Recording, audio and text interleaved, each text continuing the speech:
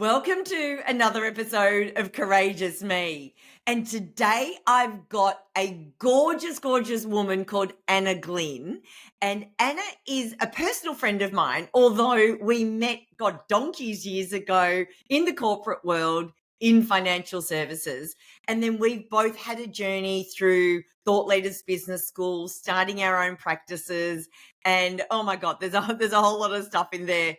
And so Anna and I have really connected. And you know, in life where you meet someone and you can just really be you, that's what Anna is for me. So we solve world peace whenever we get together. We help each other with our businesses and we're friends. She's just delicious.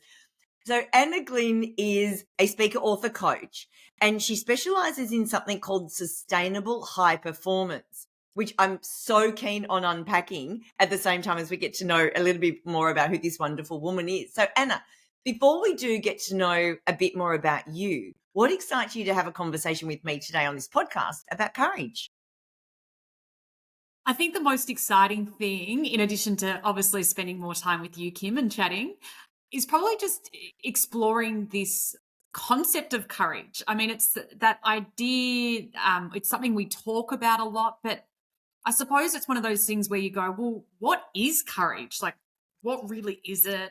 How would I define it? How do you explain it to a 7-year-old? And I know with this conversation, we're probably going to start to explore times when I've maybe used some courage, even though I don't probably think of myself as a fairly courageous person.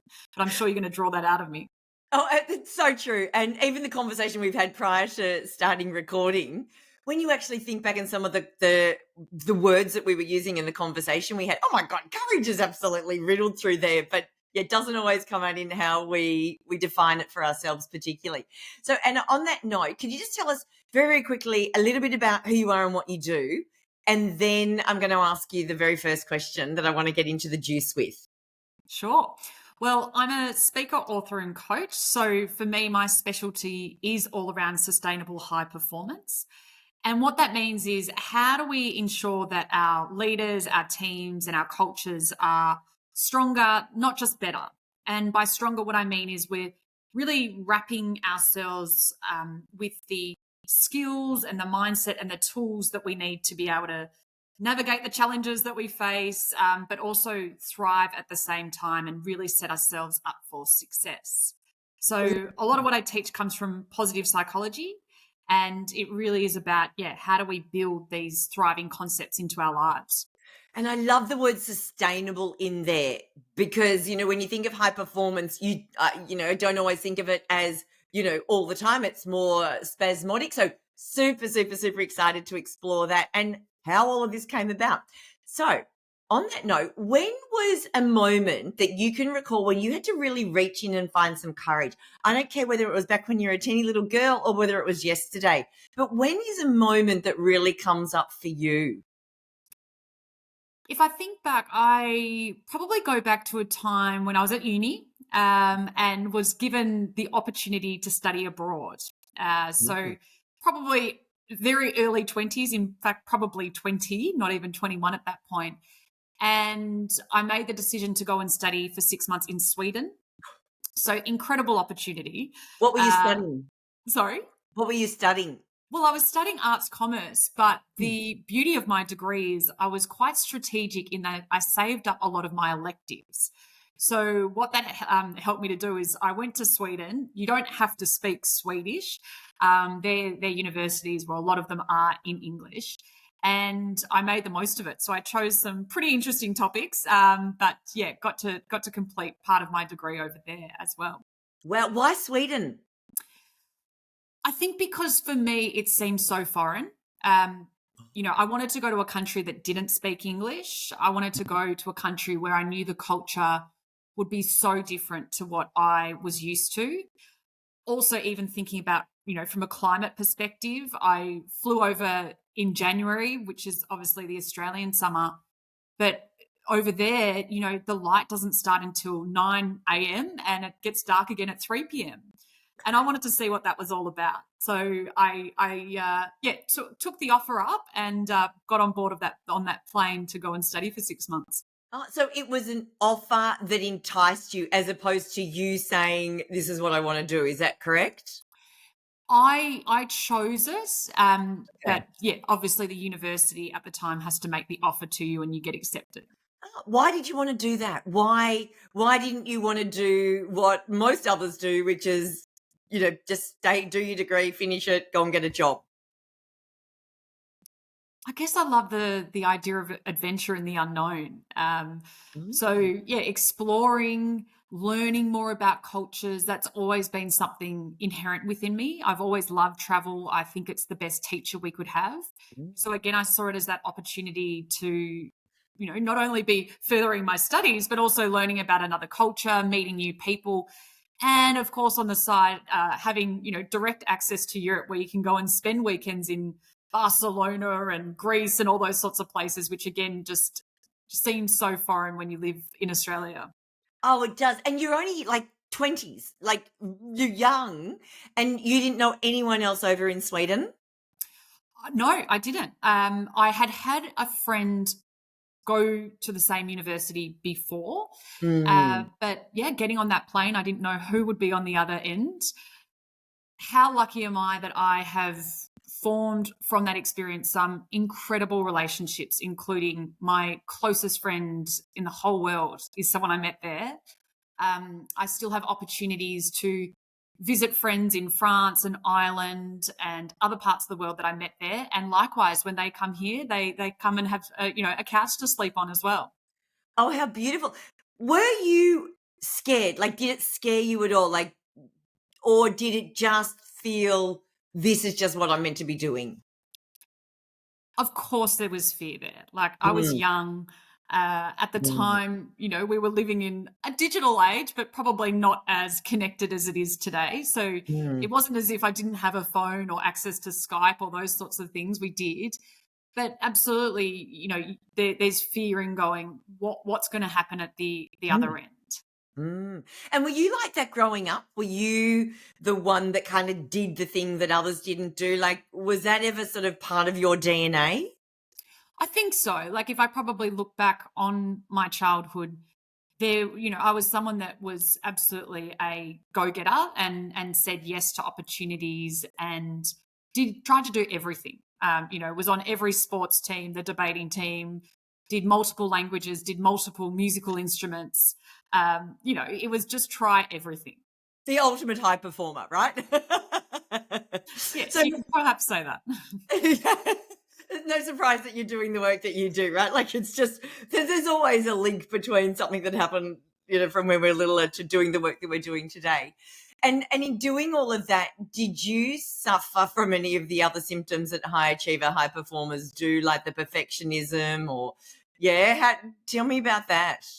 Oh, that's still an ongoing battle. Like, I laugh because perfectionism has been something that's been there, yeah, right from the beginning. And I've had a lot of coaching, professional, and perhaps, from my personal relationships of people going, you've got to let it go. 90% is good enough. You can't dot every I and cross every T. So that is a probably daily thing that I'm still, trying to overcome. But it also has its superpower moments as well, of course, trying to always aim for the best. Yeah, and I think I heard someone say recently that instead of aiming for perfection, just aim for excellence. Mm, mm, Because excellence kind of even semantically, right? Just, doing a play on words, it takes away that whole it's got to be, mm, nothing can be out of place. But excellence still shows that kind of mm, high achiever, high performer standard, mm, but without that perfection. So, yeah, anyone who ever gets the full solution to how you can ditch the crippling side of it, obviously an mm, element mm. of it's really important. So you went and did all of that, came back. So I'm assuming finished your arts commerce degree. Where did life take you? What did you end up deciding to do? Well, post that 6 months, I actually spent 6 months backpacking around Europe as well, which obviously is a huge eye opener. Mm-hmm. So lots and lots of fun and adventure that we had during that time. And I traveled with a couple of girlfriends and did some amazing things and some things that were probably quite silly upon reflection. And those moments of, oh my gosh, and I will never let my child do that or never want to know about my child doing that. Yeah, because you ain't going to be stopping them. Exactly, exactly. Um, and then came back and finished the degree at the end of the year. Gorgeous. And where did you go from there? Like, did you go straight into a job? Or because obviously our paths crossed in the corporate world, of which neither of us are in it at the moment. So that's going to be a whole nother story. So what did you end up going and doing? Yeah, so after completing the degree, I then went into the corporate world and again, perhaps took a bit of a leap of faith and decided that I didn't want to live in Melbourne. I wanted to actually explore a new city. I had the travel bug well and truly then. So I decided to actually look for opportunities that were in Sydney. So I made the decision to move up there. And why Sydney? Well, coming back to the relationships I'd formed overseas, some of those people were in Sydney. So I think that was a big driver. I wanted to go and spend time with them. Sydney, it's got a bit of the glam and the shininess about it. I love the beach. So that was obviously an attraction. And again, it was just something new. It was going to explore somewhere that was different to my hometown. So if you look at what your values are, your core values, is travel or adventure or anything like that in there? Yeah, absolutely. Like Oh. curiosity comes up a lot, love of learning comes up a lot, and adventure comes up a lot. So I think I can see how each of those also overlap with one another. Totally. I was doing an exercise with a gorgeous student in my Go Getters Club just recently, and we were going doing the thing on values. And while we're doing it, she's like, "Oh, this is a waste of time." Anyway, she did it, and what came out of it was adventure. Actually, the word adventure, and she's like, "Oh my God, that's why this is like my life, and I want to do it." It's like, yeah, no surprise. So you saying it. I mean, other people do things, but it's like, okay, that's come up. We're only 11 minutes in. And that's come up like a number of times. It must be one of your core values. Mm. Oh, I love Mhm. that. Now, in the corporate world, you obviously kicked a lot of, big points and achieved a lot, had a lot of accolades. Why did you leave? Good question. I think I was always chasing something bigger. Um, Ooh. there were some defining moments throughout my career where you start to explore things around, what's this all about? Like what really do I want to do with my life? What's the impact I want to have? What's the contribution I want to make? What's the legacy I want to leave behind? And I think to some extent what was bubbling away was that I probably couldn't live that out in a corporate role. Um, Why? because the work that I want to do, create a more thriving world would have been very constrained if I'd stayed in the Mm, corporate sector. mm, Um, there's a lot of, positive impacts you can make on the people around you and your clients and that sort of thing. But I probably wanted to play bigger. Um, going through exercises like exploring my strengths and working out what, lights me up and still lights me up really made me uncover that I had this great desire to help grow and develop others. So even looking at that from sort of a coaching perspective, mm. I'd also always wanted to be a teacher. Although I don't think I'd be able to survive the primary or high school settings.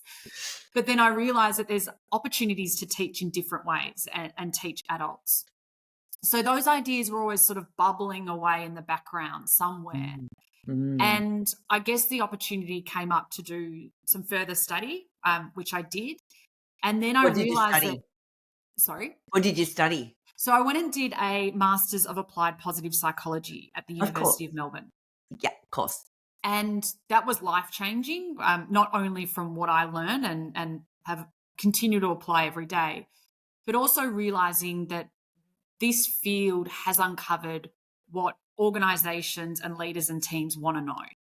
And it wasn't being taught, and it isn't fully being taught to this day. So that's where I realized that perhaps part of the work that I could do would be teaching people these concepts so they can build thriving cultures. So you did the study while you're still in the corporate world and then left, or was there a sort of an overlap when all of this was taking place? There was a bit of an overlap. So I'd commenced the study and there was a bit of a pivotal moment in my career where there was talk of redundancy, and it was a question of would you like this, or do you want to stay? And I almost saw that as the stars aligning, or the universe trying to send me a message of saying, no, this is the time to go and to do this, to launch your own practice and see where it takes you. So yeah, it was happening at the same time, but I felt like it was, all those stars aligning and the universe sort of speaking to me.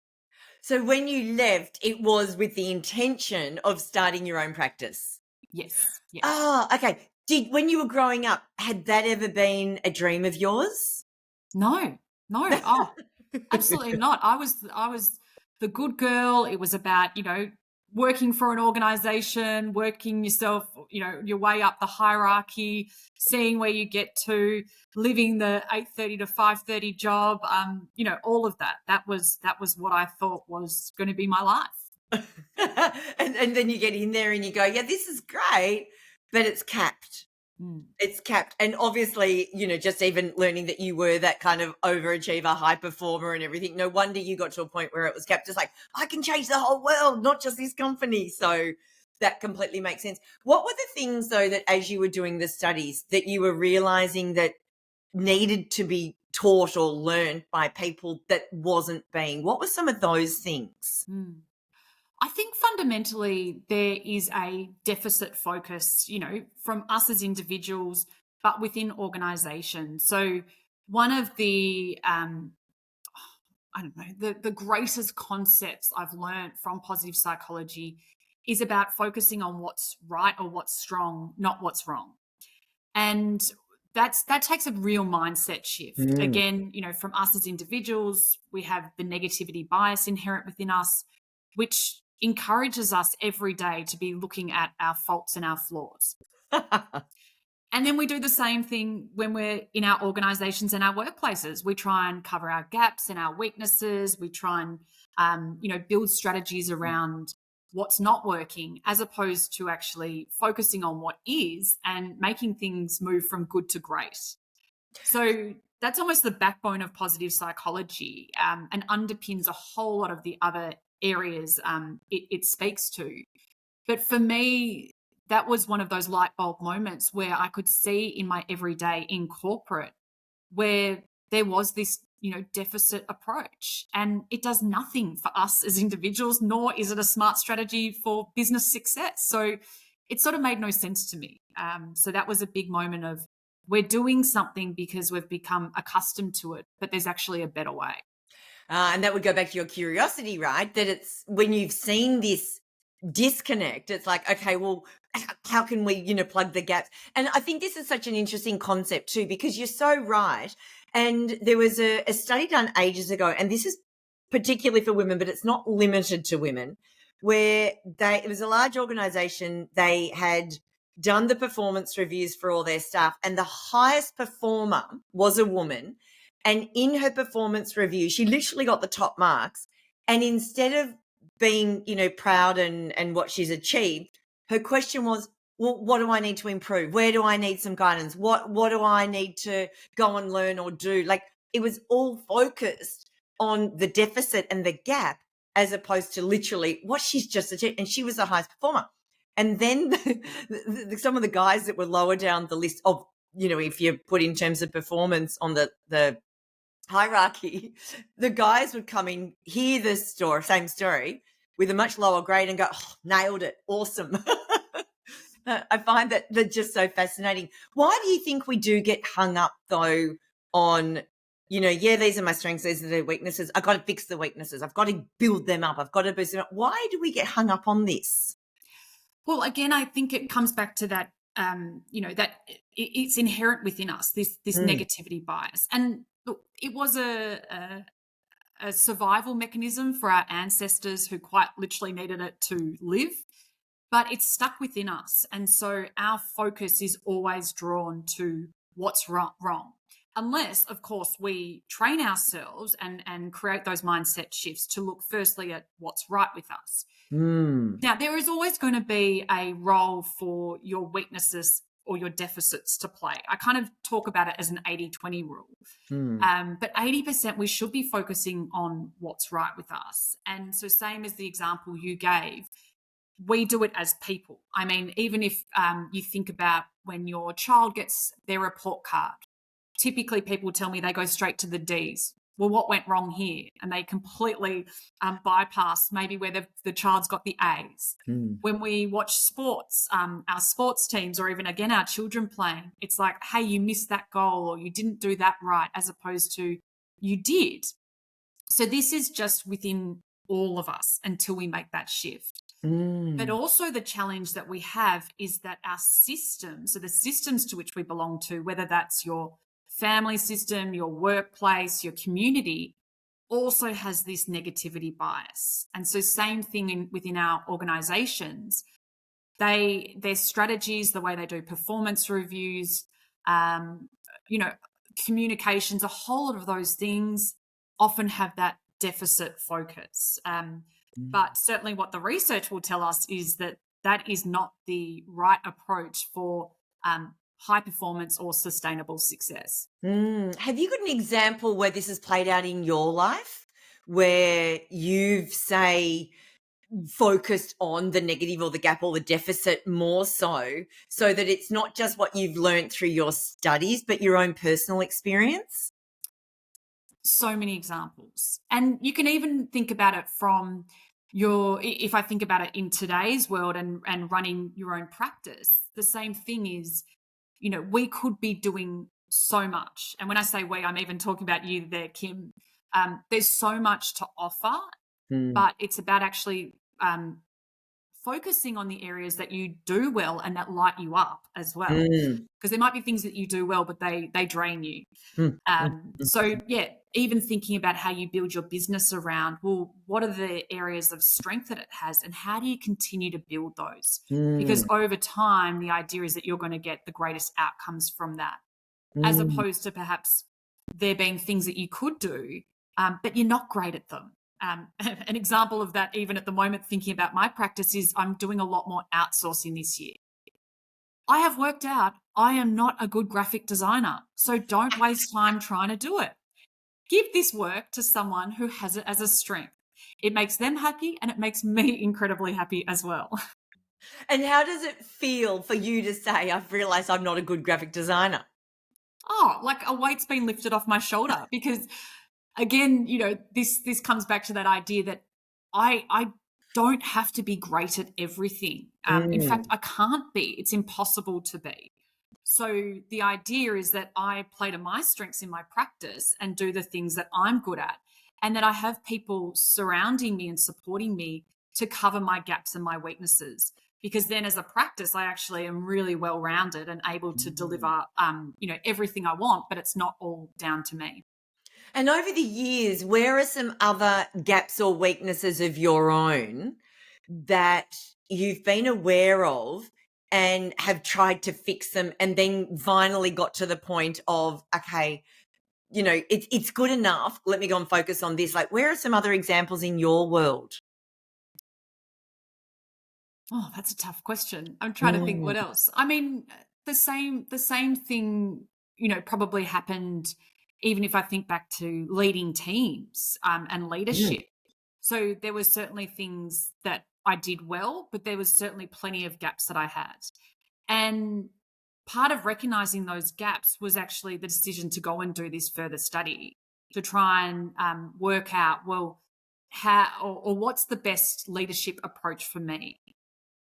I think when we're in organizations or whatever, system we might belong to, we have leaders around us or we see them in our societies as well. And sometimes, we're influenced to try and become those people. And that for me, again, was probably one of those defining moments where I saw people around me as leaders that I didn't want to be. So Ooh, they tell might me have seen why. What was it um, about them? because it was the way that they led probably wasn't aligned with my values or the approach that I wanted to take when it came to leadership. Again, leaders that perhaps wanted to improve your performance by covering your gaps and trying to make your weaknesses turn into strengths. So I think what I recognized in my workplace was there were leaders that were following that deficit approach. So when it came to improving my performance, they wanted me to get really good at my gaps or my weaknesses. What were some of those gaps and weaknesses? So things that drained me were getting into the detail and the analytical side. Like I like numbers, I like data, but I don't want to spend all day doing it. So I Mm. remember having conversations with my boss about, how could someone else take this reporting on? But no, it was my role. Now, what ended up happening is I actually found someone on my team who loved the data and the analytics. Mm. So I gave the reporting to him and suggested that, perhaps he do this because it played to his strengths. Mm. It was like I had given him a gift at Christmas, even though it was additional workload. And I thought, oh my gosh, I can't believe I'm giving, you more work. He took the time out of his day to update our reporting. So there were pivot tables and VLOOKUPs and colors and all sorts of amazing things, because that was his strength and that sort of task lit him up. Mm. So realizing that, that playing to strengths concept, and again, as leaders, that's one of the benefits we have, is creating a team around you that covers those gaps. It's not seen as additional work to someone when those tasks are aligned to their strengths. And thank goodness there are people that get lit up by the things that completely drain and destroy us. Absolutely. Thank goodness. So when you then transitioned from the corporate world into your own practice, now you've never run your own business practice before. I'm assuming that there were some gaps, right? Because anyone who's been in business knows that there's always gaps. How did you sort of deal with that transition? What kind of went through your mind? What experience did you have in doing that? Well, in some ways, I had the most hilarious experience when it comes to launching your own business. And I'll take you back to March 2020. And people might remember what was going on at that time. There was this little thing called COVID-19. So I started the year with the best intentions of launching my business. I'd finished my studies. I had, everything set up in the background, and I planned to run an event to let my, a close network know the sort of work that I was going to be doing from, that point on. And I remember I was organizing a breakfast and it was going to be on the Friday morning at my local cafe. And it got to about the Wednesday, and I remember the cafe owner called me and he said, Anna, I just don't know if we're going to be open on Friday. It was that really weird time in Melbourne where no one knew what was going on. People were kind of not leaving their homes, but nothing had officially been, communicated. So I remember thinking, okay, you either cancel, and this is off, or we pivot for the word of the year and run it virtually. Now, lucky for me, I had run a lot of virtual sessions in the past already because I had been running a national team. But I remember people saying to me, you can't do that. You can't run a networking event virtually. And despite all those conversations, I did it anyway. And obviously at that time, I had to teach a few people how to log into Zoom and how to use their cameras and their mics. There were those teething issues, but I ran it and it went perfectly well. And obviously everyone knows the rest of what happened over those coming years. We all became experts in online platforms. So that was the start of my my practice. And I guess my intentions, for that year and what the work I thought I was going to do did have to completely change to respond to what was happening at the time. So interestingly, what people needed during those years were a lot of strategies around, well, how do I make sure that I'm okay or that I can thrive despite what's going on? And so that was a lot of what I was teaching people, during those pandemic days. But of course, they're concepts I still teach people because we're always going to face challenges in our lives. And how do you take your own medicine? So you know all of these things, you see them play out, you teach them. I'm assuming that there's moments in your life where things aren't thriving, they're not going to plan, there may be more of a challenge. How do you work through it? And do you take your own medicine? Absolutely. Some days Ooh. I find it harder to do that than others. And some days people sometimes frustratingly remind me that I have all the tools and the strategies and why am I not using them? But absolutely, like we all have challenges and knockbacks and setbacks that come our way. I almost have a bit of a dashboard that I follow in my own mind. So I liken it to like a car dashboard. So when you look at your car dashboard, it tells you, all right, you've run out of fuel, your washer fluid's low. I got that signal the other day. Your seatbelt's not on. You need more oil, whatever it might be. So over the years, what I have learned from my studies is what are those things that I need to feel good and function well in my life, despite what's going on. When I find myself up against a challenge or I'm finding I'm running a little low, it's a really good checkpoint for me to assess, well, what's going well and perhaps what's not, and where do I need to focus? So, as an example, something I do try and practice regularly is gratitude. And I know a lot of people know a lot Mm. about gratitude. And the way I've practiced it has been in a number of different ways over the years. What I've committed to just this year is when I'm in the shower, is when I list my 3 good things in the Yeah. morning.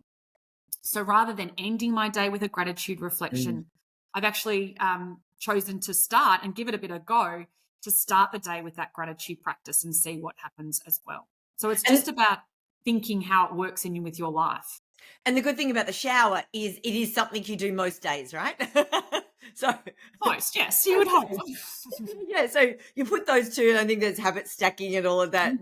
That certainly does help. But I love though the moments where you're going through something, and might be something that you teach, where you do actually have to take your own medicine. Like I know the amount of times that people have said, yes, I'm the expert, or I'm really good at doing this thing for others. But then having to reflect back, and I ran a masterclass yesterday, and the night before I was having massive attack of imposter syndrome, like massive. And I literally at 11 o'clock tonight, when up the night before, I'm sitting up still doing slides, which of course I didn't need. I had to actually sit back and go, oh my gosh, Kim, take your own medicine. That's what I was asking, like, how do you go taking your own medicine? Because it is easy to dish it out. It's not always easy to bring it back. And where do you get to a point where you've got some areas that you're not so good at, again, deficits, gaps, whatever it might be, where you go, you know what? I don't need to give this any more time or effort, because any time and effort I spend needs to be going and strengthening my strengths, so to speak, improving and working on the things that are good. Where does that where's that level, or is there a level? How does that sort of play out? I think we all, I think of like the pendulum, and we all seem to swing between this idea of I'm not good enough and I'm too much. Yeah. And I'm not sure about you, Kim, but we all swing through it, that, or Mm, certainly the people I've been talking to about that mm, agree with me. So I think that comes back to our beliefs, and mm, even though sometimes the way that we think can get so out of hand, something that I've learned is that we can control those thoughts, and how mm, do we actually make sure that we might acknowledge what's being said in our minds, which is often the thing that holds us back, but mm, also able to feel confident in that we can overcome them, and we can almost talk back to them as well. So I mm, think, like you said about the slides, that was probably that moment of, oh my gosh, I'm not good enough. mm, But that was probably just some sort of fear perhaps coming through. And it's a mm, way, how do we get ourselves into those moments and take stock and use a strategy to actually remove or try and subside some of that fear? And I think you also start to notice your own patterns, right? Like I know when I start agonizing over the shade of pink color on the nose of the donkey for an hour, Mm, I know that this is just procrastination and avoiding something, because at the end of the day, nobody else is going to notice. And and I know what that pattern is now. Mind you, it's taken 53 years to work that pattern out. Is there another way that you can recognize some of these patterns where you are doing this, and maybe, not have to take as long, or, make the process so painful? Well, I think it just comes with learning more about yourself. So Mm, becoming more self-aware and mm, understanding what are the triggers that cause those sorts of thoughts to occur. So yes, mm, is it that you're about to go and deliver something that you haven't done before, or you have done a million times, but you still feel nervous about it? Or is it when you're engaging with a certain person? What are those scenarios where you find that these thoughts come? So being more aware then helps you build the strategies to actually be able to manage them and overcome them when those moments then next occur. so true. So what scares you then? Because you're doing work equipping yourself, and others with the tools to do all this. What scares you? Like, where's your sort of boundary of, oh man, that's big. What scares me? Mm, I wonder whether I mix between being scared and excited. And again, that's mm, probably coming back to that two ends of the continuum where, mm. sometimes I do get scared about like what's next, but then you think, well, what could be, Oh, or what might be instead. mm, So there is definitely, yeah, the fears there, but I guess as the forever optimist, I also try and consider, well, actually, what could be, what could happen, what might be the best thing that comes from mm. this, as a way of trying to, overcome those fears. Yeah, and it's not always easy to do though, is it? Like, there are moments where something's confronting you and you go, "Ugh, have I got what it takes? Am I really able to do this?" But being able to tap into that. And so tell me then where the sustainable bit comes from with high performance. Why has that become something that's really important to you, as opposed to, traditionally what we think of as just high performance? High performance is one of those concepts that's been around for so many years. In fact, back when you and I were both in corporate was probably when it was first officially launched, with huge fanfare into our organization. And I remember at the time it was a newer concept. I hadn't heard of it before. So this is probably going on over a decade ago. And it's still it sounded great, but to me it was still quite a nebulous concept. I was like, Mm, well, what is it? How mm, do you achieve it? How do you know when you're there? What does it look like? Um, so over the years, I've been studying it. Well, what is high performance, and looking at athletes, but then looking at people within organizations, and looking at people in all sorts of realms of life, trying to understand, well, what does high performance look like? I think for me, what I've uncovered is that, yeah, high performance sometimes gives that idea that it is something that happens infrequently, that we sort of aim for it, but what happens next? So for me, it's actually, where I think there's more value is actually building the foundations and the principles around how do we sustain high performance over time? So, how do mm, we actually make sure that we might perform once, but that we can do it over and over again? Like what we've always spoken about, challenges will come up. We'll see mm, market volatility. We'll see, constraints given to us, economically. We'll have different challenges with our clients or with our team members. There's always going to be these challenges. But how do we ensure that we still can keep performing in spite of those as well? So it's not just about the mm, quick wins. It's not just mm. about getting better. It's actually about building our strength so we are able to overcome those challenges and still thrive at the same time. And this is going to be a very quick question for what I'm assuming is not an answer that can be as short and simple. How do you do that? Yes. How long have you got, Kim?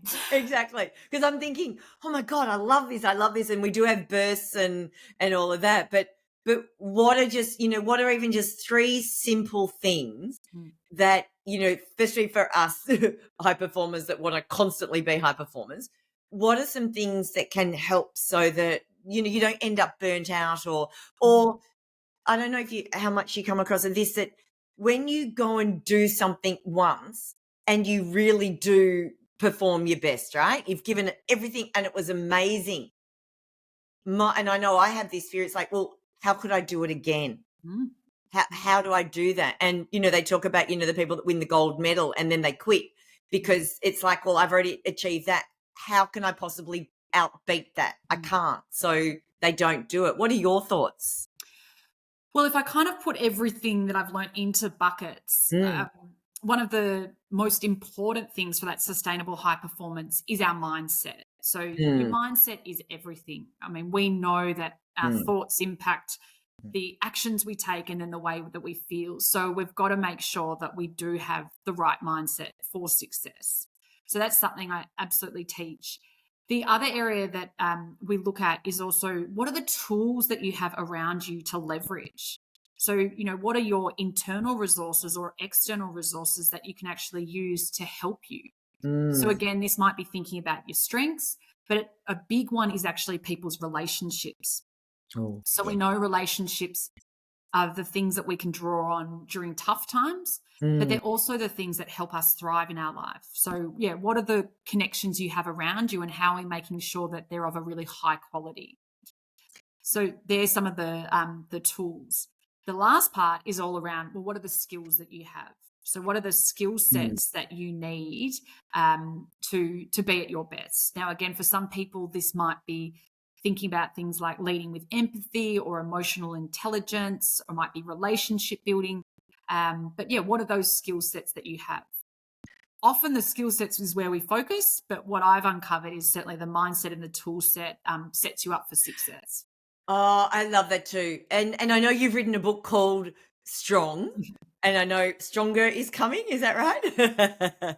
It might have to be a version 2 because Am yes, the model has developed from strong to stronger. I love that. And we'll get you because even the process of writing a book, I mean, this is all about courage, right? And I know that there's a number of things you've already shared that it almost sounds like this is just how you rocked and rolled, and this is how things have unfolded. But, for other people, there's so much courage in the things you've done and, things like leaving the corporate world, going and living on the other side of the world and not knowing a single person.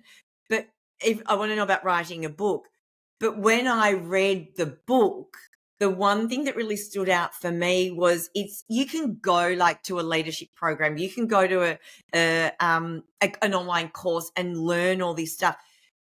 But as a leader, it's who do you want to be or who do you have to be? Can you talk about that? Because that really resonated for me and in particular around sales. And I know you do a lot of work in sales because sales is one of those things that some people think, don't like it, not good at it, nothing you can teach me, no course is going to give it. But that concept about but who do I have to be, that's so powerful. Can you share more about that? Yeah, and I think that's one of my biggest learnings as well. When I spoke about my own insecurities about being a leader, I thought you needed to fit into a certain box. But what I have learned along the way is that the best leaders are actually, again, playing to their strengths. They're working out, well, what's the sort of leader that I want to be, and how can I actually achieve that vision? So when I'm doing a lot of coaching with leaders, that's often where we begin. Is what's your leadership story, and what do you want it to be? What's the approach to leadership that you want to take that you would be proud of as well? Mm, Because the beauty of leadership, if we look at leaders all across the world, if I was to ask you which ones do you admire, they would probably all be quite different. So there is no box that leadership fits into. So it's actually, I think, really, perhaps an outdated approach for us to try and put our leaders into these boxes mm, and get them to all look a certain way. mm, Um, so yeah, I think that's something that we need to embrace is yeah, what does our authentic leadership style look like, and mm. how can we apply that day to day? Yeah, and I completely agree. And where I see a disconnect too is though, and why you did leave the corporate world, because what you wanted and what their expectations are, they do have that box of what a leader needs to look like. And I've got a few friends at the moment in the corporate world where the expectation of what a leader looks like and their leadership style are not aligned. Mm. And so then they go, but this is how I want to lead, but this is how you need me to lead. And it's just clashing. It's not working. So how do you work out what your leadership story is? Like you just said that, and I love that even just what that conjures up in my mind. How do you work out what your leadership story is? Well, I get people to start thinking about the end in mind as well, so Mm, coming back to, what's the legacy or the impact that you want to have? How mm, would you want to be described? What would you want to be known for in your leadership approach? I also get people to think of the leaders that they do admire, but mm, what are the qualities that they like? Because typically, what I find is that when you talk about the qualities that you like in others, they're probably actually going to be a deep reflection of yourself. It's a bit like holding up a mirror. yeah. So actually getting people to think about what does their leadership look like at its best. So if you were the best leader you could be, what would that look like? So I actually get leaders that I'm coaching to do a lot of writing around this and actually creating that story. And it can be incredibly eye-opening for them. And the best part is there's no right or wrong. So it's not Mm, asking you to fit into a capability framework or to have a set of skills that you must have as a leader. mm, Again, the beauty of leadership is that you can lead in that way, but also if there are things that your role requires, perhaps if you've got them as gaps, you can either build them mm, yourself or surround yourself with people that mm, have them as well. But yeah, it's been an incredible exercise for people that I've worked with to do. So flipping it back on you, what what do you admire in other leaders? And are there some examples? I mean, obviously, in your own world, there might be some specific examples, but are there even more, say, famous examples? Or what qualities in people do you find fit with you and your leadership story? Oh, it's like I'm being coached by the coach. I'm so curious. Yeah, I think I wouldn't drill it down to one person. So there's no Hmm. one leader that I think, oh wow, Mm, you are it. I think I draw things from a multitude of mm, different leaders. I think, yeah, firstly, the leaders that can acknowledge that they don't know it all and that they do have the gaps, but they've been smart and intentional about how they're mitigating those. They are authentic and play to their mm, uniqueness, whatever that mm, looks like for them. mm, Um, I think there's also got to be, yeah, the vulnerability piece. So mm, acknowledging you mm, don't know everything, but also being curious to keep learning. Um, so I think in leadership, it's a bit like parenting. You never sort of become the expert. There's always something new to learn or to do or to try out as well. So yes, remaining curious, being a continuous learner are some really great traits of leaders. Um, and obviously, there's making sure that you're having an impact. So being learning from your people, being mm, curious about what they need, and trying to deliver on those. I think that's the way that you have mm, the greatest impact on your or the people around you as mm. well. Is it a coincidence then that the leadership qualities that you admire in a leader, that you probably aspire to, are pretty aligned with your values? Oh, I don't think it's a surprise. No, not at all. No, because as Um, you're sharing this, I'm thinking, that sounds like what you answered when I asked you earlier about your values. That can't be a coincidence, right? well, I hope it's the right answer as well. Well, you only know whether it's right? Because it's yours. But I find that even interesting that, like, if I look at the leaders or the qualities in certain leaders, again, not in one person, no surprise is that they're also the qualities that are aligned with my values, Mm, which I guess would be if I'm thinking about some people I know that are very unhappy in their corporate roles, there's the misalignment in their values and in the leadership that they're directly reporting to, or even it's further up the chain that's directing the culture. There is a misalignment there, so no surprise. So that's really interesting. mm. And how did you find writing and putting a book out into the world? Talking about, yeah, those moments of fear and courage, that's absolutely when you've got to draw on certainly courage to, Mm, yeah, share your writings with the world. coming back to, what I think you were starting to talk about was, what helps people move through those moments Mm, and those moments of fear. And for me, the reason I wrote that book was to give the person in leadership that might be feeling those fears or that lack of confidence around, what am I meant to go and do? So, mm, how do I create a team that's engaged and performing at their best and has a thriving culture? Um, so, I wrote that book for leaders who are mm. looking for those answers, because, as I said, I didn't have the training when I was a leader. I couldn't find the playbook. I didn't know where it was, and so I chose to write that book for that person. So for me, when I felt the fear of, oh my gosh, I'm putting out, my ideas and my beliefs out into the world, I thought, if I can help one person with this book, then that makes it all worthwhile. So that's what kept me going. It's so interesting. That comes up so much, doesn't it? That we actually, teach the thing that we need to learn. You Mm, didn't have the book that you needed back then when you were a young leader coming up through the ranks. So you went and wrote it. mm, And you that's it. wrote it to inspire that person that's maybe earlier on in their journey or has come so far down their journey going, something's changed and I don't know how to navigate that. You wrote the book, but when your mission to get that into other people's lives to share with them was bigger than your fear of putting it out there, the fear of judgment, am I good enough, etc., that's of course, I mean, that's what courage is, right?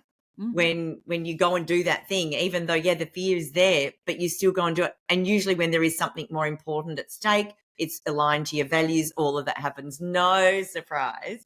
And the book is called Strong and it's amazing. And I've loved it. And again, I wish when I was in the corporate world and in leadership, it's not limited to the corporate world, but because, we lead in so many different parts. I wish I had have had that then. So thank you for writing it now for those coming through. What's the next thing you've got to really reach in and find some courage for then? And again, personally or professionally? I think for me, it's the work I do solves a global problem. And Mm, at the moment, I think that my practice has been very focused on, the Australian, New Zealand sort of areas. But for me, I want to start playing a bigger game and starting to actually yeah. help people around the world try and solve some of these challenges as well. So for me, yes, that's going to take a bit of courage. When you suddenly see yourself sitting in little old Melbourne and thinking, oh my gosh, there's a big wide world out there. But I think for me, that's the next step: is how do I play a bigger game in Mm. my practice, because there's a big challenge out there, and it's something that I can help solve. Well, you are a high performer. You are a high achiever. And it doesn't sound like, a goal that is ever going to be too big that you won't make happen. So, yeah, just watch this space. I'm sure it's going to happen. So, anyone who is listening along and wants to know a bit more about the work that you do, how you could help them or their organization, where should we send them? The best place to go is probably my website, which is annaglynn.com.au. I'll put the show Uh, notes. Yep. but of course, I'm on the socials, including LinkedIn and Instagram, so people can find me there as well. And I'm always up for a chat. Oh, she is, and she's amazing, and she's super relatable, but so intelligent and got so many pearls of wisdom. Seriously, yeah, if you want to not only be a high performer, but sustain a level of high performance, then yeah, this is your woman. Oh my gosh. Anna, thank you, thank you, thank you for coming on board. And yeah, watch this space. Yeah, achieving global things by being stronger, not just better, and always sustainably high achieving. Thank you, thank you, thank you. Thank you for having me, Kim. It's been great.